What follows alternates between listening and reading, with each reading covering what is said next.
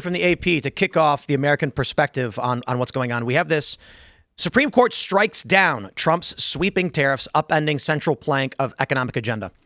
There are a couple things to point out in this story as I think it relates to what's going on with the UK, what you're fighting against, Tommy. And I'll start with, first, Trump has used the tariffs as leverage for the American worker to stop the offshoring of our jobs when we have a dysfunctional Congress and when our low-skill labor and even mid-skill labor is being shipped off to China, to Indonesia, to Mexico. But at the same time, our borders have been open effectively for a decade plus, and there are estimates ranging from 30 to 50 million illegal immigrants in the United States today. And many people might say, I thought it was 10 to 20. No. 10 to 20 million was the number given during the Biden administration when he opened up the border and flooded this country with non-citizens who then the administration basically killed their court hearings, making them de facto second-class permanent residents. What it looks like Trump is doing, and I say looks like because it's hard to know for sure exactly what's going on, Trump recognizing that the American way of life is being eroded. You've got, as Tommy pointed out in the intro to the show, the Somali fraud crisis, billions of dollars from American workers and taxpayers being funneled by these Somali migrants and shipped off to Somalia. And it's happening in Ohio. It's happening in California. It's happening in Washington. It's happening all over. The problem here, and beyond this story, because admittedly, Trump says he's got a backup plan. We'll see how this goes. It's breaking news. But here's where I see the risk. And it's a difficult problem to face. Our Supreme Court, the ultimate law of the land, ruled 6-3 against Donald Trump. Clarence Thomas, Samuel Alito, and Brett Kavanaugh agreed with Trump's right to issue emergency tariffs for under this law. Unfortunately for us, there are two conservatives who are more concerned with appearing factually correct as the sentence is written than doing what must be done to save your country. Now, that's a challenging question that one would pose. But I throw it to everyone's favorite president, Abraham Lincoln. Lincoln gets into office and starts cracking skulls. And I'm not even trying to be funny. The man literally pulls a bunch of troops in, says, we're not going to let the South secede. We're going to crush this, suspending habeas corpus, arresting politicians, arresting journalists, threatening to arrest a sitting Supreme Court justice. Lincoln said, this country will not fall under my watch. Now, as much as that's scary, Abraham Lincoln is the most popular president because in a time of great emergency, he used whatever power or maneuver he could to preserve the Union. Now, I'm not going to say that we're at the exact same period in the United States, but when I see a Supreme Court say, there is an interpretation that Trump could issue these tariffs to protect American interests. He says, well, you know what? I know the country's burning down. I know our working class are suffering. I know we're being defrauded, ripped off every which way. But the rules are the rules, so we have to let them do it. And this is the attitude, I think, of a dying nation. I agree with you. This is very Buchanan-esque. And so when I look to the story for you, Tommy, I think the UK is much, much, much further along than we are. People are being arrested for things they post on social media. Young girls are getting raped and trafficked, and when the fathers try to stop it, the police arrest them instead. And this is because you have institutions that are more concerned about looking bad than doing what must be done to preserve their country. Looking bad and power. I just think of my hometown in Luton. We had Vauxhall's car plant was there, and they were allowed to ship off, and it's destroyed the town. 30,000 jobs gone. And I look at Donald Trump, when he was coming in, what he was saying to the car manufacturers, you're not leaving. If you leave, we're going to tax you, bringing the cars back in. And I think we needed that. We needed that to protect our jobs in the UK, to protect Luton. If we didn't have an airport, like Luton is rated the roughest town in Britain. Yeah, it's a failure of a town. It's totally gone. 50% Pakistani, Kashmiri, but the town's gone. So I look at what Donald Trump was trying to do for American workers and wish we had someone that cared about our workers or cared about British citizens. But everyone in control of our country at the minute are more cared about global affairs. It feels like across the West, Europe and the United States, but seemingly most pronounced in the UK, or maybe it does feel like it's mostly the UK, there is an effort to destroy national identity, culture, tradition, a way of life of people. So we see the Biden administration flooding the United States with 10 to 20 million people from all over the world. A lot of people immediately just assume it's going to be Guatemala and Mexico. We had people coming in from Eritrea. They're in Eastern Africa, fly to West Africa, fly to Brazil, and then come to the Mexican-U.S. border to come into our country illegally. Slowly over time, we have seen a really great example of what this does. Polls right now are saying Republicans are bleeding Latino voters over immigration operations. You know what that means? It means that there is a voting population in the United States that is significant enough to cost a party an election who cares more about non-citizens than the citizens of this country. When you keep letting in non-citizens and you give them the right to vote, their interests will lie outside of your nation and it will erode your country. So in the case of the British, is it just that I'm wondering, and tell me no if I'm wrong, that the royal family, the landowners are like, you know what, we're just going to sell out. We're going to become a corporate arm of the liberal economic order. We're going to become part of this technocratic banking establishment out of Switzerland with the World Economic Forum. They're just like, we're going to sell out our people and our populace. England's a small territory anyway.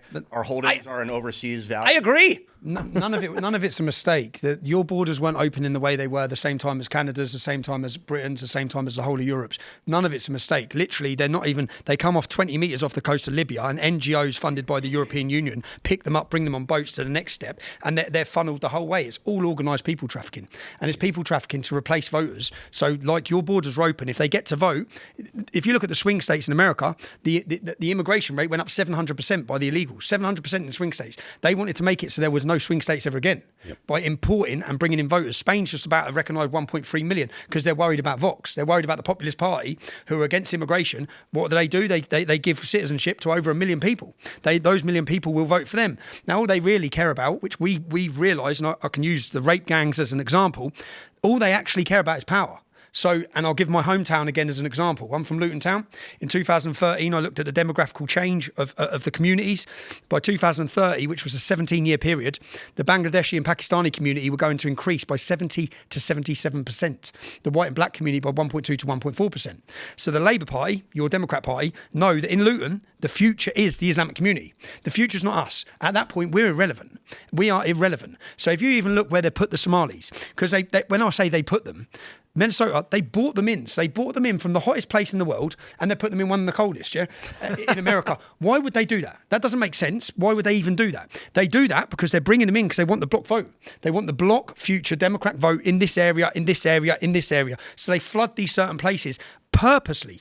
It's important votes to change the demographic future of a nation. The Republicans would, unless Donald Trump gets rid of the illegal immigrants, and they, under the Biden regime, they're trying to get allowing them to vote. They're allowed to vote in Europe. All of this is happening across Europe. You'll never win an election again. But let me explain. Are you familiar with the electoral college system in the U.S.? No. So we often hear from conservatives that the Democrats want illegal immigrants to vote, and they're hyper-focused on fraud, and that's not actually the issue. The issue is congressional seats are created based on population size of any type. Minnesota's a lot of seats, isn't it? Well, so it's not that it's a lot of seats. Using California is a really great example. California, they call themselves a sanctuary state. They're on the border with Mexico, so they basically let illegal immigrants come in. The census happens every 10 years, 2020, 2030, 2040.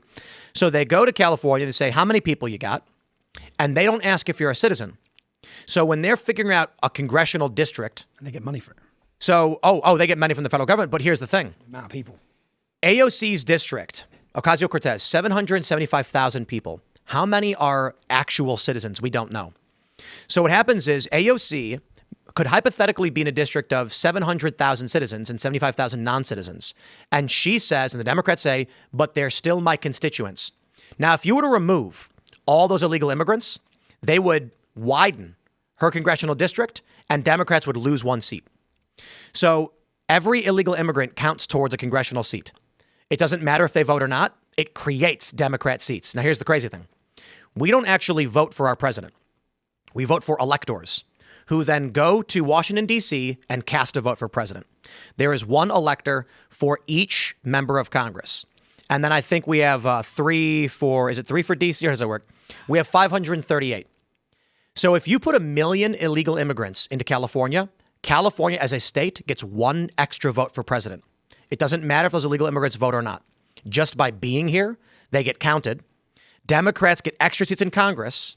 And so what we end up seeing is in Congress right now, It is estimated that if you got rid of all the illegal immigrants, they would lose 12 congressional seats, and the Republicans would have a strong majority to control the country. So they flood them in. They place them in areas where they need to displace conservative votes. And the next move they're making, redistricting. They are intentionally now setting up all the blue states. So let me actually show you how this works. It's going to blow your mind. Illinois congressional map. It's going to blow your mind how we do this. So you guys have the House of Commons. Is that what it's called? Yep.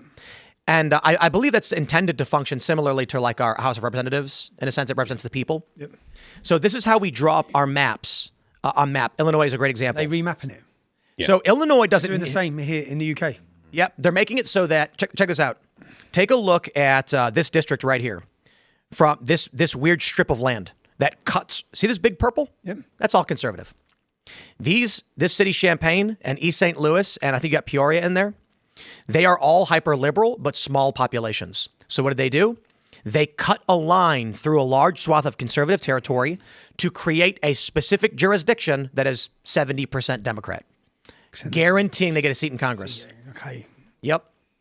They're reshaping it in order to support their vote bank. So they're doing that in California. There's a lot of conservatives, but the governor just got the people to vote for a law that says they can bypass the California constitutional mandated commission that does the redistricting so that they can eliminate conservative districts by basically folding smaller amounts of conservatives into larger leftist districts. And then that way they basically get rid of the Republicans in California. There's not a single conservative representative from the entire states of New England, even though there's plenty of conservatives 40%. in the state. But so explain to us how the House of Commons and the House of Lords works in the UK. So we've got 650 politicians. The House of Lords get selected then and rewarded. Most of them, like now, we're seeing paedophiles being rewarded, criminals being rewarded. The Labour Party. So it's very similar. It's very similar. Yeah. So it's if you look at everyone who gets rewarded, it's basically they're a wrong one. That's how it looks like. Do they get appointed by the government? The House of Lords get appointed? So by the Prime Minister selects who goes to the House of Lords, and then they just reward them. So they make deals and agreements in politics, and then they'll get their seat at the House of Lords. It's like the Senate, kind of our version of the Senate. Yeah. Like the 100. Anyway, so that's what the upper house and the lower house. What I say is a warning to America is you've had immigration for years, and when I used to hear Americans moan about Hispanic immigration. I just think you've got no idea, if I'm honest, with what Joe Biden's just done. What's happened over the last decade in the United States of America with the open borders and the 10 million or 20 million, it's not Hispanics coming in. Yeah, what they've brought in is Afghani, Iraqi, Syrians, Somalis, Eritreans, Sudanese. Now, the way this works different, for example, again, I'll just bring it back to my hometown. I've watched it. Yeah, Luton is a very diverse town. Line up all my friends, we're all sons of immigrants. Yeah. But no one votes in the military fashion that the Islamic community do. Right. So there's 45 mosques, and there's the council of mosques. So the leader of the council of the mosques, so all the mosques, even though they hate each other, met some of them, they come together with one leader of the council of mosques. He sits down with the government, and he does a deal for the vote. They get 50,000 votes. And literally, when their mosque tells them who to vote, they vote. Yep. Yeah, that's it. Are you familiar with the revolution in Egypt and how it went down? There were two revolutions. With the Muslim Brotherhood? Yes. Yes. It's a really fascinating story. So I'll give you the quick version because I do want you to talk more and tell us all about what's going on in the UK. But they had the first revolution, and it was, I believe, Mubarak gets removed. They had 30 years of military leadership. What happened was you had 7 or 8 secular factions and the Muslim Brotherhood. The problem is all the secular factions were in light disagreement with each other, but they wouldn't line up to vote for one cause. So the Muslim Brotherhood won the election with around 20% of the vote of Egypt. Well, that's a recipe for disaster because 80% of the country opposes the Muslim Brotherhood. Didn't matter. When the Muslim Brotherhood said, you vote for our guy, you vote for our guy, so they always were unified. So they win, and you got Morsi in power, who legitimately won the election, and the second revolution happens. Because all of these people were like, no, we don't want the Muslim Brotherhood to take over. The issue is that most people were decentralized, but the Muslim Brotherhood was organized. And the end result for Egypt to deal with the problem of the fact that no matter what they did, the Muslim Brotherhood would always win the elections because when they say vote, the people say yes. So they went and started gunning them down. That was the end result. I don't think anybody wants that to be what happens, but you can take a look at Egypt. What happens when a majority of the population opposes the ideologically driven unified faction? It comes to violence. That's a scary reality when we're watching this degree or what you're describing in the UK. My warning is that they'll use democracy to end democracy. Yeah. Which is what we're witnessing. We're witnessing it. Charlie Kirk said that Islam is the sword that the left will use to slice the West. Yeah, that was his words. And that was pretty much just before he died, before he was murdered. But they, I just don't know if Americans understand the power of that small community when they get organised. And when I say the power, Republicans will bow to them, Democrats will bow to them. Indeed. If they're in the swing states, they're all going to bow to them. If they can guarantee the vote, if they can give them the guaranteed vote in that town and and that's what we've seen. And there's an extremist organisation in the UK, an Islamist extremist organisation in the UK. And one of their speeches from a mosque, I went through the transcripts of what he was saying, and he said that it doesn't matter if they call us jihadists or extremists, right? Liberals, Labour and Conservatives will all work with us. We now swing the seat in 15 seats. Wow. They need us, yeah? Now that was 5-10 years ago. If you look at what's happened now with the division in British politics, it's come down to we've just had 5 jihadist independents. Labour have lost the Muslim vote, it looks like, and it's fragmenting because Labour didn't hate the Jews enough. Labour didn't hate the Jews enough, so the Muslims now they're all calling themselves Greens and screaming out Akbar when they're winning elections. But my warning to America is simply they will organise themselves in a military fashion if they concentrate, and that's what Joe Biden's done. And what they've done is they replaced the working class. So the Labour Party replaced the working class with the loyal, happy to be dependent on the state Islamic community. They're happy. My local imam's got 14 kids and 3 wives, and he doesn't work a day, and we pay for every penny of it. And they're happy. It's a halal life. It's a halal life. They go to the mosque 5 times a day. They live their life. We're paying for all of it. Yeah?